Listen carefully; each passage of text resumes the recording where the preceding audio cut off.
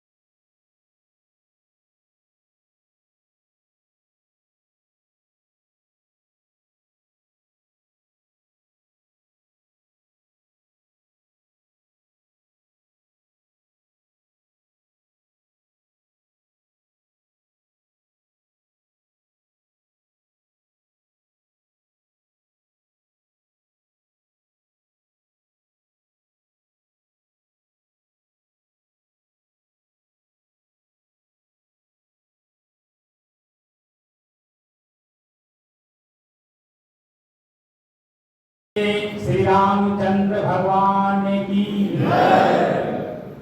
आवाज अभी हमारे माफिक नहीं आया है। लगता है कुछ कमजोरी आ गई है क्या? कुछ है नहीं लगता है। एक बार जितनी ताकत हो उतनी ताकत लगा करके बोले ताकि बस्ती वालों को कुछ पता तो चले कि यहाँ इस हिंदू परिषद का सम्मेलन हो रहा है या बैठक हो रहा है या समरसता का।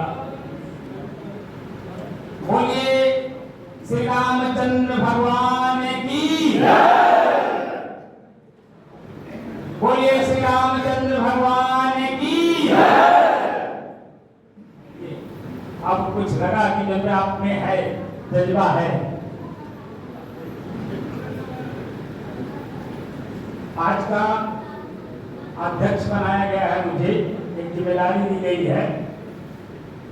तो उस जिम्मेदारी के साथ आप लोगों से एक निवेदन करूंगा और उस निवेदन को आप लोग स्वीकार करेंगे और अपने अपने क्षेत्र में इसको जहां भी आप रहिएगा उस काम को करिएगा। जब दोबारा हम लोग मिलेंगे तो उस पर एक बार मंथन होगा कि किसने कितना काम किया। कोई भी काम जब किया जाता है तो काम देने वाले का कर्तव्य बनता है कि हम उसका वाच करें तो काम हो रहा है या नहीं, काम लेने वाले ने काम किया कि नहीं, ये उसका दायित्व बनता है। असंजोग से तो मैं संत हूं ही और संत से बड़ा कोई पद संसार में है नहीं। और मेरा कर्तव्य बनता है कि सभी समाज के लोगों को एक सूत्र में बांधे। ये जो माला पहनते हैं ना फूल का, ये फूल का माला कहां से शुरू हुआ?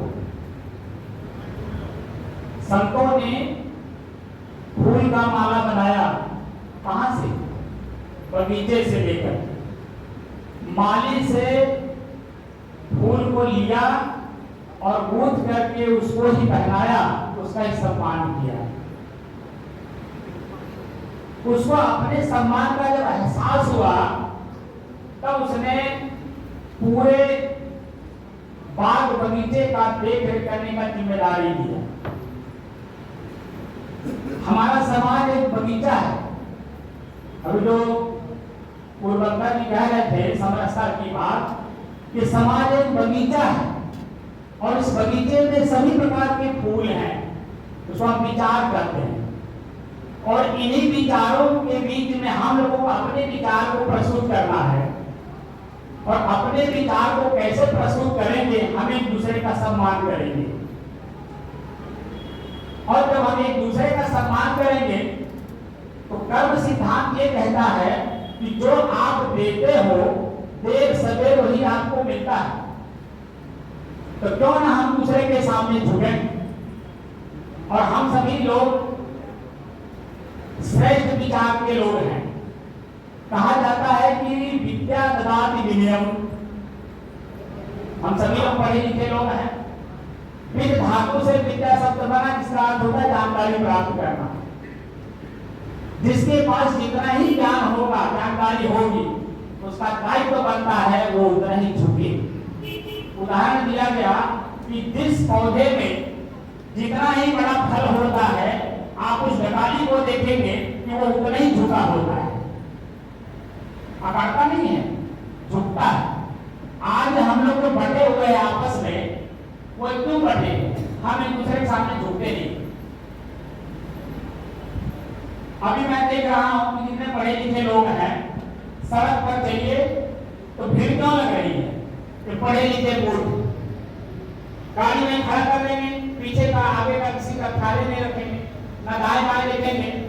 अगर कोई उसमें कोई बुजुर्ग हो या कोई व्यक्ति हो, क्या दिखता है, भैया किनारे कर लीजिए, तो तुरंत पलट करके ऊपर किया जाता है, तुम्हारे बाप पे सड़क है। अब आप बताइए ये कौन कह रहा है? हम जैसे पढ़े लिखे लोग कह रहे हैं। गंवार कोई बात समझा दीजिए तो हमारा साइकिल किनारे खड़ा करता है, और हम जितने बड़े गाड़ी लेकर के चलते हैं। मैं कल सुबह आया था मार्केट में, मैंने देखा कि बड़ी बड़ी थार गाड़ियां ले लेकर के लोग सड़क पर खड़ा कर दिए। अब बताइए आम पब्लिक कैसे चलेगी?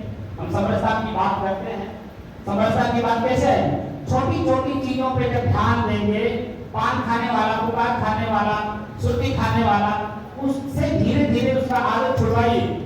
अपने स्वयं ना खाइए, दूसरे का छुड़वाइए। हम जब स्वयं पान खाएंगे, आपको किसी को हम कह सकते हैं कि आप सुर्ती छोड़ दीजिए। हमारा भारत देश संतों का देश है। संत का कर्तव्य बनता है कि वह जिसके अंदर में जितनी बड़ी आदतें हो, उनको छुड़वा करके उन्हें मानव बनाए, क्योंकि मानव नहीं है, वो आदत के वशीभूत है। वे मांसपेशियां है ना हमारे गाल के अंदर की, जिस किसी भी प्रकार की आदत अगर आपने बनाया है, तो बड़ी से बड़ी बात हो या छोटी से छोटी बात हो, किसी भी प्रकार की बात हो, जैसे चुनचुनाहट मांसपेशियों में हुआ, आपका मन चंचल हो जाएगा, बड़ी से बड़ी बात नहीं पकड़ पाएंगे, छोटी से छोटी बात को काट देंगे। तो छोटी छोटी बातों में हम अपने आप को उलझा रखते हैं, तो बड़ी बात कैसे पकड़ेंगे? हमारा हिंदू कल्चर कहते हैं रहन सहन, हमारा खान पान, बोली विचार, भाषा, एक दूसरे का सम्मान करने का है। और आज हम क्या कर रहे हैं? अपने खान पान को हम दूषित कर रहे हैं, हम खुद दोषी हो रहे हैं। हर चौराहे पे आप देखिए अड्डा बिक रहा है, हर चौराहे पे आप देखिए दारू की दुकान खुल रही है। तो जो हमारे ही बच्चे दारू पिएंगे, अंडा खाएंगे, मांस खाएंगे, तमाम प्रकार के अभद्र भोज्य करेंगे, तो बता दीजिए हम लोग क्या कर रहे हैं? कि हमारा आपका दायित्व है कि हम स्वच्छ हों और अपने से सामने वाले को भी स्वच्छता का ज्ञान कराएं। यहाँ दो चीजें हैं, एक शरीर एक मैं। जैसे गाड़ी और ड्राइवर दो हैं, वैसे ही शरीर और मैं दो चीजें हैं। तो मैं को परिचय प्राप्त करने के लिए अध्यात्म का शरण लेना चाहिए, और अध्यात्म का मतलब ही होता है कि मैं स्वयं कौन हूँ।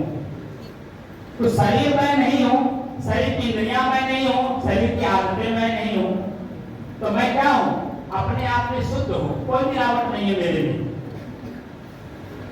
शुद्ध हूँ, स्थिर हूँ, शांत हूँ, और क्या हूँ? एक रस हूँ।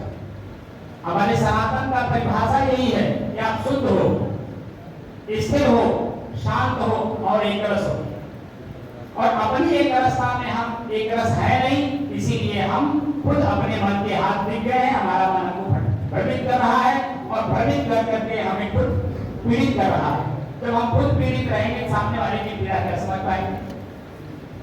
तो हमको आज आप लोगों से एक बात कहनी है कि अपने अपने क्षेत्र में जो भी जहां पे काम कर रहा हो, वो प्रतिदिन अपने आसपास के बच्चों में 5 लोगों को आदत मुक्त करिए। ये आप लोग आज संकल्प लेकर के जाएंगे। 5 लोगों को प्रतिदिन आप एक हफ्ते में 5 लोगों उनके आदत से उनको मुक्त कराइए।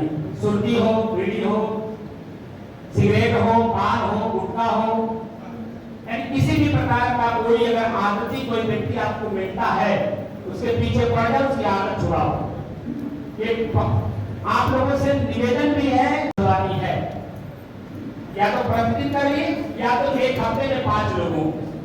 अब आप लोग इस वर्ष हमें बता दीजिए, प्रतिदिन तो नहीं कर सकते, लेकिन एक हफ्ते में 5 लोगों का आदत छुड़ा सकते हैं कि नहीं? क्यों छुड़ा सकते हैं कि नहीं? माताएं कुछ नहीं बोल रही हैं, माताएं ज्यादा परेशान रहती हैं, उन्हीं के बच्चे उन्हीं के पति जो खाते हैं। बोलिए, सब लोग शिकायत कर रहे हैं, एक स्वर से बोलिए। बोलिए श्री रामचंद्र भगवान की। मैं अपनी वाणी पर ध्यान देता हूँ और आप लोगों से दोबारा जब मैं मिलूंगा तो मैं पूछूंगा जरूर कि कितने लोगों को आपने छुड़ाया। ठीक है, सारे